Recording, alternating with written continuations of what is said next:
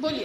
This is a school? Yes ma'am. School no. Yes. How dare you are making video in this?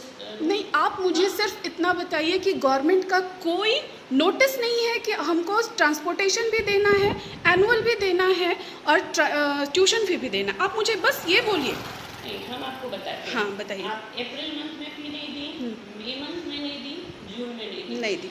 Government का कहीं पे भी कोई notification नहीं है कि आपको 3 महीने का फी नहीं देना। ट्रांसपोर्टेशन के बारे में पूरी बोलिए। बात ओके आपको जो वीडियो बनाना है बनाइए। ओके। और एक सेकंड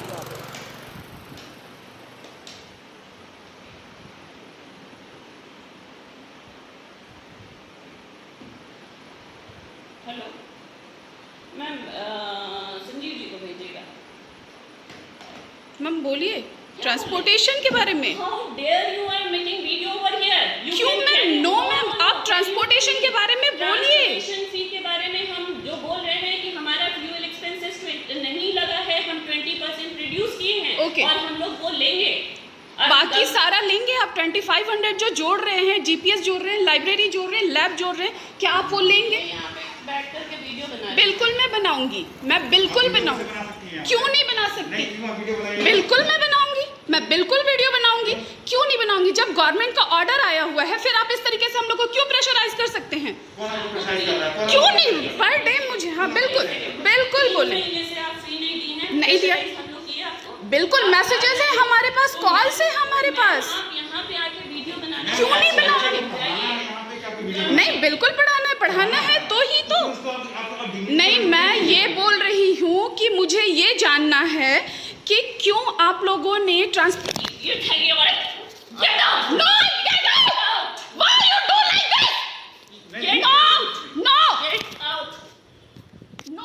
हेलो दोस्तों, आप देख रहे हैं जस्ट नॉलेज और मैं हूँ AK।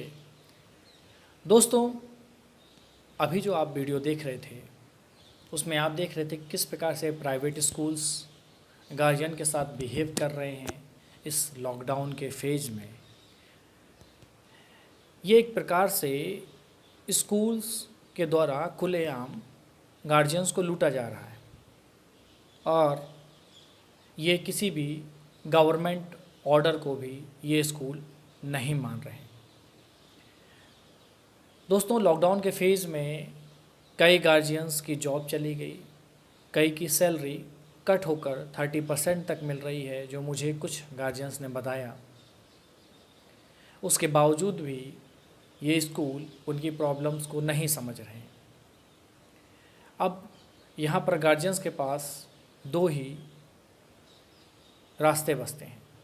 पहला रास्ता ये है कि या तो वो किसी भी तरह से कुछ भी करके इन स्कूलों को फ़ीस दे दें, जो एक प्रकार से लूट ही मानी जाएगी, और दूसरा ये अपने बच्चों को इन स्कूलों से निकाल लें और किसी छोटे स्कूल में या गवर्नमेंट स्कूल में एडमिट करा लें। यहाँ पर गवर्नमेंट ने प्राइवेट स्कूलों को कुछ रूल्स मानने के लिए कहा था कि लॉकडाउन के फेज़ में कोई भी प्राइवेट स्कूल क्वार्टरली फ़ीस नहीं लेंगे, पर मंथ ही फ़ीस चार्ज करेंगे।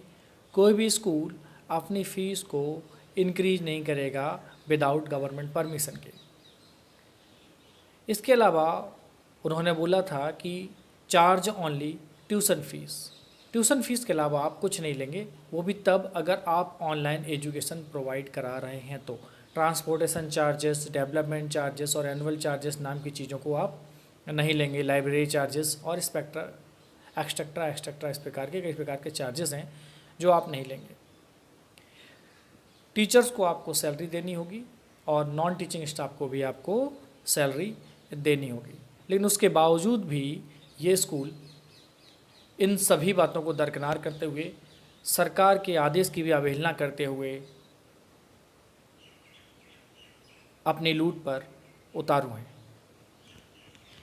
तो आप देख सकते हैं इस प्रकार के और भी वीडियोस हैं। आप नेक्स्ट वीडियोस को भी देखें जहां पर गार्जियन कुछ कह रहे हैं।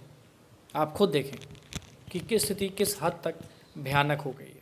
इस तारीख के दिन यहाँ प्रिंसिपल सर ने एक SMS लिखा और सभी गार्जियंस के मोबाइल पर भेजा है कि जिन जिन लोगों ने अपना फ़ी बुक कलेक्ट नहीं किया है या फ़ी नहीं दिया है, वो तत्काल आकर के अपना फी बुक कलेक्ट करें और फी की पेमेंट करें। तो कल 25 तारीख का डेट उन्होंने दिया था। तो कल यहाँ मेन गेट आप देख रहे हैं, यहाँ पे है, यहाँ से लेकर 1 नंबर गेट जहाँ वो फाटक है, इतना लंबा लाइन लगा हुआ था और कितने गार्जियन ऐसे थे जो 2-2 घंटे लाइन में खड़े रहे, तब जाकर के फी बुक उन्होंने कलेक्ट किया। दूसरा, मेरे पास फी बुक है, मैं आपको फी बुक दिखाता हूँ।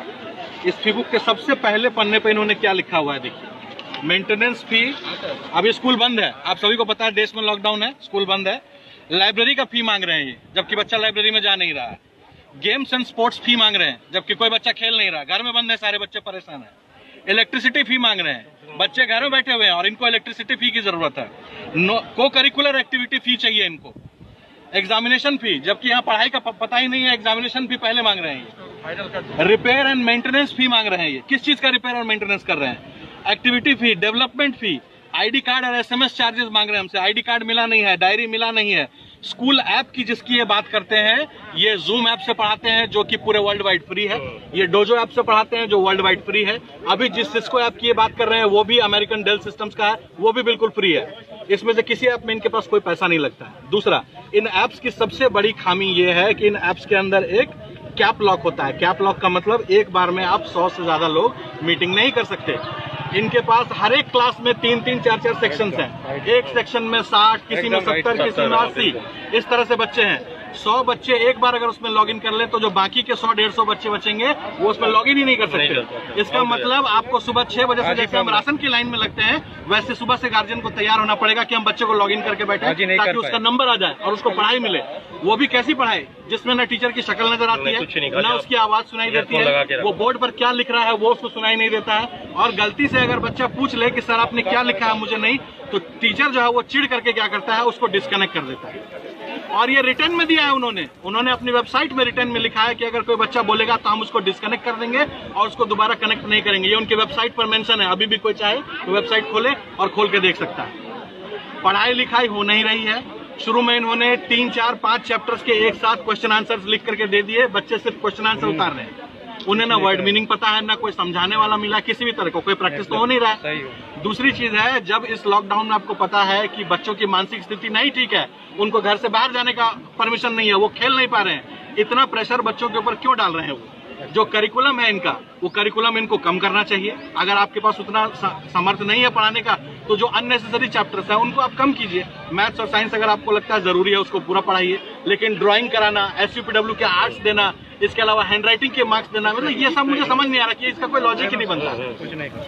सबसे बड़ी चीज इसके अलावा जो मैं आपको पॉइंट आउट करना चाहूंगा कि ये स्कूल का जो स्टाफ है, जो खास करके टीचर्स हैं यहाँ पे, वो टीचर्स बच्चों के साथ कॉपरेट नहीं कर रहे हैं। जो छोटे छोटे बच्चे हैं जो कि कभी जिंदगी में ऑनलाइन कभी गए नहीं, ऑनलाइन पढ़ाई नहीं की इन्होंने, उन बच्चों के ऊपर इतना प्रेशर डालने का कोई मतलब पैदा नहीं होता। सीधी सी बात है। ऊपर से जो टीचर्स हैं वो टीचर्स सिर्फ रीडिंग लगा रहे हैं। अगर आप सारे वीडियोस पढ़े हुए हैं, अगर किसी वेबसाइट पे जाइएगा www.stjosephconvent.crj जो वेबसाइट है उस पर अगर आप जाते हैं, उस पर सारे वीडियोस हैं। अगर आप बोल के पढ़ रहे हैं बिल्कुल उसी तरह से टीचर्स पढ़ करके और पूरा चैप्टर कंप्लीट, और वो अपनी जिम्मेदारी से मुक्त हो जा रहे हैं। लेकिन क्या बच्चे मुक्त हो जाएंगे? उनको देगा।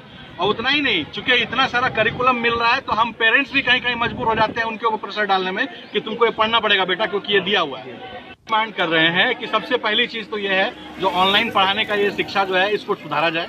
जो सेक्शन वाइज पहले क्लास में पढ़ाई होती थी, सेक्शन वाइज पढ़ाएं, और एक बार में 20 या 25 से ज्यादा बच्चों को किसी क्लासरूम में एंटरटेन मत कीजिए, क्योंकि हर बच्चे को कुछ अगर समझ में नहीं आ रहा है तो पूछने के लिए उसको मौका मिलना चाहिए। रोल नंबर वाइज टाइमिंग दे दीजिए। बिल्कुल, आप अलग अलग रोस्टर बनाइए, अलग अलग क्लास टाइमिंग में पढ़ाइए। एक तो हो गई पढ़ाई से रिलेटेड बात। दूसरी चीज है, चूंकि इस वक्त पैंडेमिक है, पैंडेमिक में लोगों की आय का कोई स्रोत नहीं है।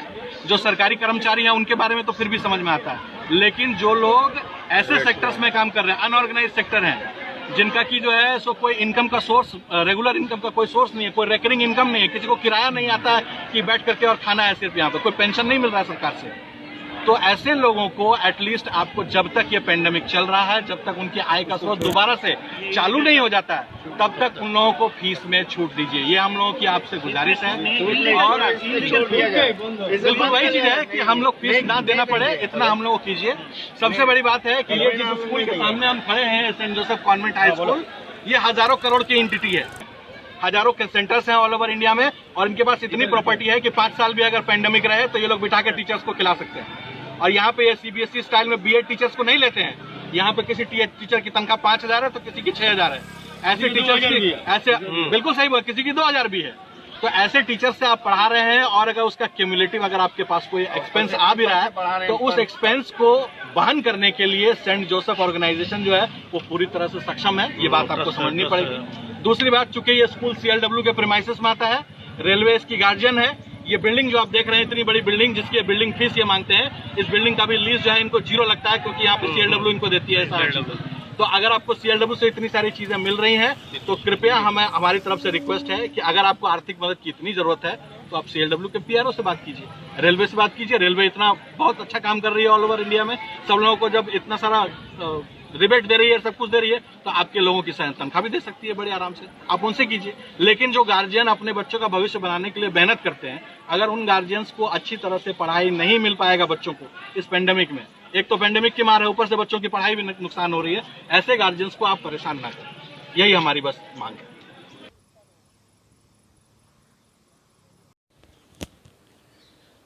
दोस्तों, यहाँ पर जो स्कूल्स हैं वो अपनी ये दलील दे रहे हैं कि उनको टीचिंग स्टाफ और नॉन टीचिंग स्टाफ और अपने मेंटेनेंस के लिए काफ़ी खर्चा करना पड़ रहा है। तो मैं आपको बता दूं, अधिकतर जो स्कूल का जो स्टाफ है वो BEd क्वालिफाइड नहीं है। अधिकतर स्कूलों में जो स्टाफ है या सभी स्टाफ BEd क्वालिफाइड नहीं होता है। सैलरी वो गवर्नमेंट के अकॉर्डिंगली भी नहीं दे रहे हैं। 5,000 6,000 में या उससे कम में भी कहीं कहीं पर उन्होंने टीचर रखे हुए हैं। डिजिटल एजुकेशन के नाम पर इनके पास कोई भी सेटअप नहीं है। अगर आप देख रहे हैं यहाँ पर गार्जियन ने कुछ बात बताई थी कि जूम ऐप पर 100 या 125 लोगों से ज़्यादा लोग को एडमिट नहीं हो सकते हैं, तो उसके लिए उन्हें लाइन लगानी पड़ती है। अगर वो सुबह उसमें एनरोल नहीं हो पाए तो उनका बच्चा वहाँ से बाहर हो जाता है। ठीक है, ये सिर्फ देखा जाए तो ये सिर्फ अपनी पॉकेट भर रहे हैं। ये आपके साथ साथ गवर्नमेंट को भी सोचना होगा कि इन स्कूलों पर लगाम किस प्रकार से लगाई जाए। दूसरा, इन स्कूलों के लिए भी गवर्नमेंट को कुछ रूल बनाने होंगे कि BEd ट्रेंड टीचर स्टाफ ही रखना होगा। ऑनलाइन क्लासेस के लिए एक टेक्निकल टीम होनी चाहिए। सैलरीज गवर्नमेंट के रूल के अकॉर्डिंगली हों और गवर्नमेंट सरकारी स्कूलों को या तो इतना अच्छा बना दें कि लोग प्राइवेट स्कूलों की तरफ मूव करने के बारे में ना सोचें। जैसे IIT हो, मेडिकल कॉलेजेस हों या हायर एजुकेशन में लोग दिल्ली यूनिवर्सिटी, JNU, BHU, ठीक है, अलीगढ़ मुस्लिम यूनिवर्सिटीज़ और भी इस प्रकार की बहुत सारी यूनिवर्सिटीज़ हैं, तो लोग प्राइवेट यूनिवर्सिटीज़ की तरफ वहाँ पर मूव नहीं करते। लोग प्राइवेट मेडिकल कॉलेज की तरफ मूव नहीं करते। लोग प्राइवेट इंजीनियरिंग कॉलेज की तरफ मूव नहीं करते। क्यों वो सरकारी मेडिकल कॉलेज में जाते हैं? क्योंकि वहाँ का इंफ्रास्ट्रक्चर्स, वहाँ के टीचिंग स्टाफ इतने वेल क्वालिफाइड होते हैं कि वो प्राइवेट की तरफ मूव नहीं करते। कुछ इसी प्रकार का विकल्प गवर्नमेंट को पूरे देश में अपनाना होगा और अपनी जो एजुकेशन पॉलिसीज़ हैं उनमें कुछ बदलाव लाने होंगे। इसके अलावा एक मॉडल दिल्ली का भी अच्छा मॉडल है जो दिल्ली के स्कूलों में चल रहा है कि यहाँ पर दिल्ली के स्कूलों में काफ़ी हद तक सुधार हुआ है। पूर्णतः तो नहीं, लेकिन काफ़ी हद तक सुधार देखने को मिल रहा है। तो अब ये गवर्नमेंट के हाथ में भी है और आपके हाथ में भी है। आपके हाथ में इस तरह से कि कहीं पर भी अगर आपका बच्चा गवर्नमेंट स्कूलों में एडमिट होता है तो अगर वहाँ पर पढ़ाई नहीं हो रही होती है तो उसके लिए उसको कंप्लेन करनी चाहिए। गार्जियंस को थोड़ा सा वहाँ पर चीज़ों को देखनी होगी। दूसरा, गवर्नमेंट ये भी कर सकती है कि सभी गवर्नमेंट एम्प्लॉयज़ अपने बच्चों को गवर्नमेंट स्कूल में ही पढ़ाएं, प्राइवेट स्कूल में ना पढ़ाएं। इसी के द्वारा ही इस प्रकार की लूट को एजुकेशन सेक्टर में आप रोक सकते हैं। उम्मीद करता हूँ कि आपको ये वीडियो पसंद आया होगा। Thank you.